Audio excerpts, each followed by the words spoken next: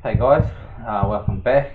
As you can see, I've got my Ender 3 Pro on the table.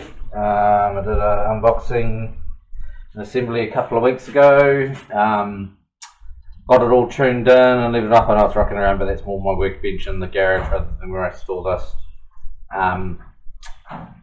Got it all tightened up and tuned in, and as you might be able to see there's a few things that I've been printing up on the bench. Pretty happy. I managed to get it going pretty quickly, so I went straight using Cura, using CHEP's his profiles, and pretty much once I got the bed level, which didn't take long, hasn't really missed a beat. I did think I said in the last video that I wasn't going to upgrade my Ender 3, which I'm still not really planning to. I'm working on using sort of the stock hardware as much as possible, but just to go over a few things. I had looked into first thing I printed was actually this bracket down here. Can't really see it, but it moves the stock spool holder, sorry, from the top down to here with a bracket. It did require me buying one extra bolt and a couple of nuts to change it around. I did, so this is one of the fails, did print it with the filament that came with the printer, so it's quite a nice tight little print, so I'm going to spend a fair bit of time designing that. And as it was printing, I think, I believe this was one way up or the other way up, I'm not quite sure. With the spool, you can't see it, but on the top, the spool was up the top, it's a lot stuck down there. It became jammed. I managed to catch it sort of halfway through the print. It's like, oh yeah, okay, I can save that, but basically left like a few layers that weren't tied in properly, and this was still while I was working out some of those other things. But that's what it looks like. Just can't really show you, but that's it. But it did left a line around it, and it eventually split. But that's okay. I'll go onto this a little bit more in a minute, but this was just me learning. Didn't put any supports in place, and if you can see there, that one printed up this way. This didn't come out very well. That's alright, but got through some stuff there, and since then it's been going pretty hard. So what I've done is printed a back plate for the back of the LCD screen, because it doesn't come with one, but hey, you know, you've got a 3D printer, so you just print one. Done that. What I've got here is some cable clips. That there. So in underneath, let's see if we can see it. Can you see that? Down in here. I've got one on there just to test that it worked, but basically there's a ribbon cable down here and it flaps about in the wind. So someone's gone and nicely designed some of those, so I printed some of those. This here is a cable chain, which I can really see being quite handy. It just, you alternate the sides and it clips together, and that basically, we'll be crying about me doing that, comes in, this one's actually for this one up here, but holds the cable in place so that it drives it nice and straight all the time. So these clips I printed with supports. Says you don't need them, but I did it anyway because at the time I was like, oh, supports. And then there's a smaller one for the smaller cable, and then there's a couple here. These here just fit into the stock extruded aluminium. You spin them around, and that holds them in place. So that's quite cool. This clips onto the motor and then runs the cable down, so someone spent a bit of time designing that, so I'm going to do a video now. Part of this video is just me putting and installing this. Some more cable clips for the power supply out the back. I'm not sure if you guys can see that very well, but that's them there, they're quite cool. This handy dandy little tool holder, you can see, it actually holds everything. So So I'm still working on some of the prints, but look, shit, I mean they're good enough, man. If I really wanted to get pretty on it, I could you know, sand this back a little bit and things like that. So this here, but this just sits, this is probably the easiest install. It'll literally just clips on the back of the power supply like that, and it sits there and it holds everything in a nice, you know, get in there, scratch it up, and someone spent a bit of time designing that as well, so that's quite cool. I have decided to go ahead and I got myself one of these, which is just basically a micro SD to an SD adapter. It plugs in here, and then this then becomes your adapter. I was noticing last night, I was doing a print, I was actually printing the holder for it, so someone spent a bit of time designing this as well. It may cause me some issues because it didn't seem to be registering the fact that when I pulled the SD card out of here that there was no longer an SD card in the machine, and then when I put it back in, sometimes it was saying that there wasn't one in there, so I'm not quite sure on that. This is my first design, okay, and this is for my FlySky remote. I went down to my local hardware store and got some screws and stuff that fit, but someone designed the bracket that actually goes onto here, and I've remixed it. That's what they kind of call this. Goes on here, and then my cell phone sits in here.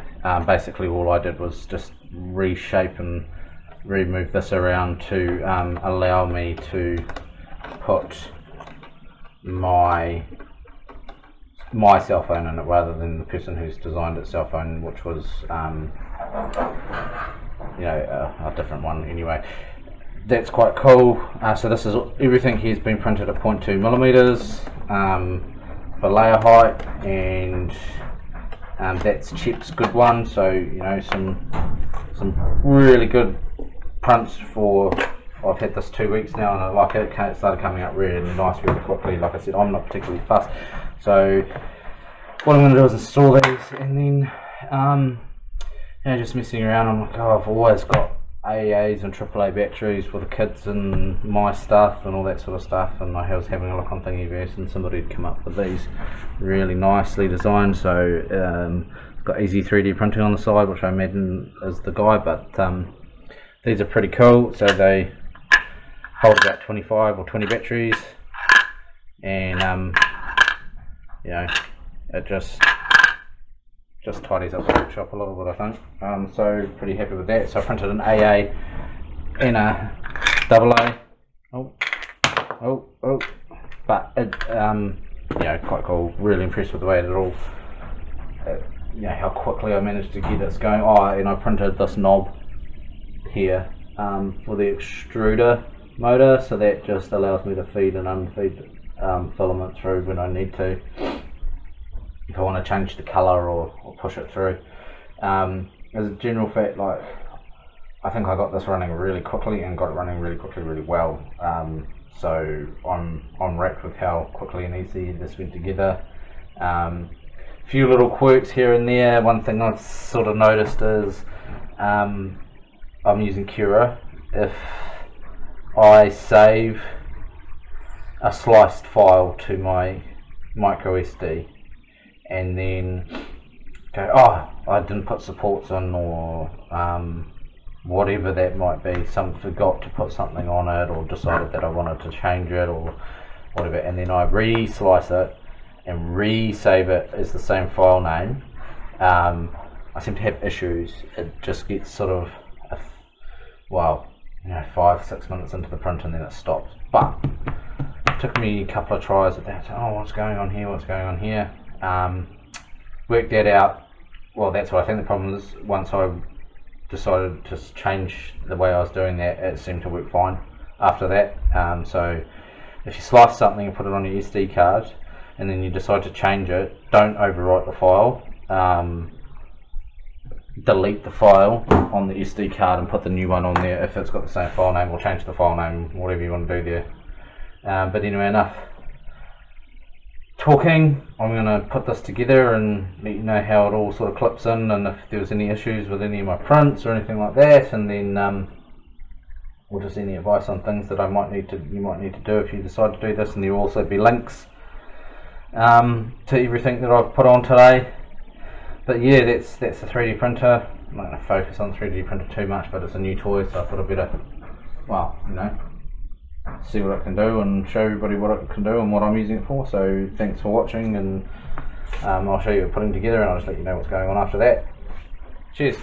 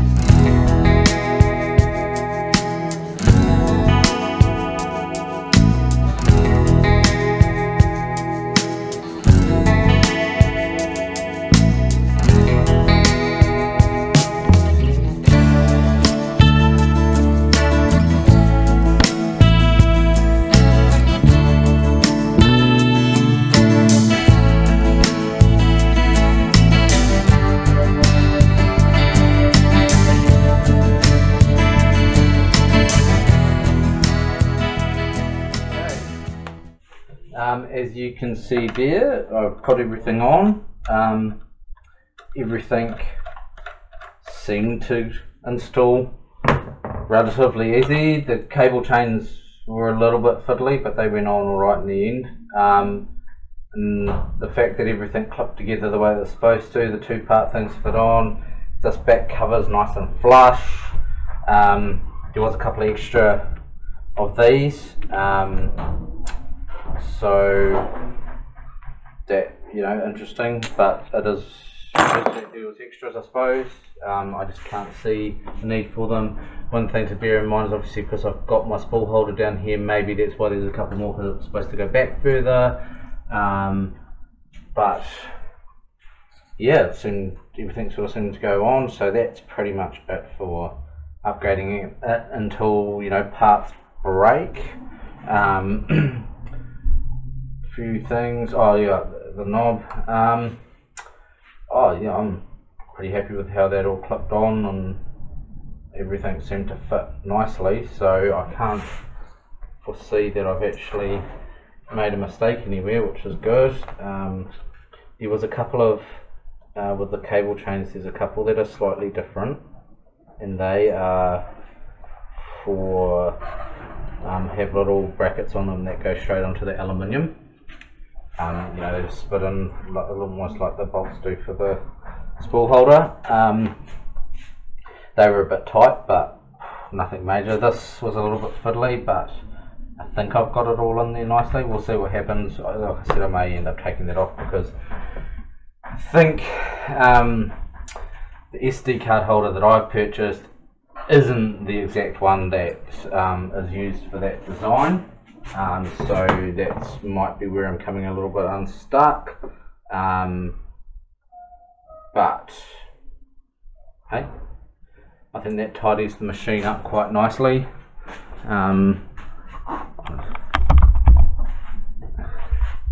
Yeah, so it does tidy the machine up quite nicely. You know, that's quite nice.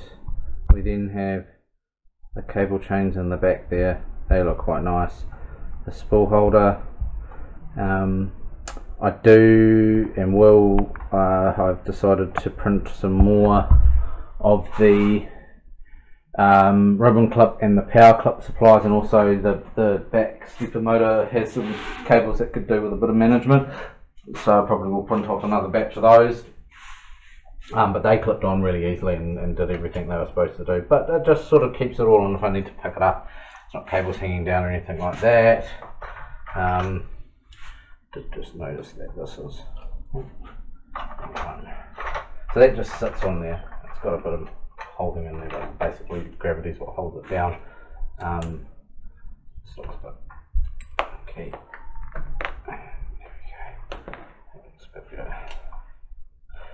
But apart from that, I'm pretty happy with the way that this printer's going. I've got some plans. Basically, I'm going to sit down with Project Deer and print up a whole lot of parts for it, design and print and put it together. Wish I had this when I started it, but my original goal was to do it without a 3D printer. But I've decided, you know, with Tinkercad and things like that, I'm going to be able to pretty much just make up everything that I need pretty quickly. But that's just a little bit of an update on the Ender 3, where it's at, how well it's been going for me. You know, like anything like this, a bit of patience goes a long way with some things, but I've been having some pretty good success, so thanks for watching, and I hope you enjoyed it. And I'll put a link to everything that I've put on it, by any means saying that this is what you should do. I do believe that moving the spool holder down here is a must. This knob here is a must. Everything else is just sort of things that I've put on because I wanted to. Hold on. Have another look there. So yeah, like I said, there's the knob, which is the white one there, and the black spool holder. I really believe that those are a must. But like I said, thanks for watching, enjoy, and see you on the next one.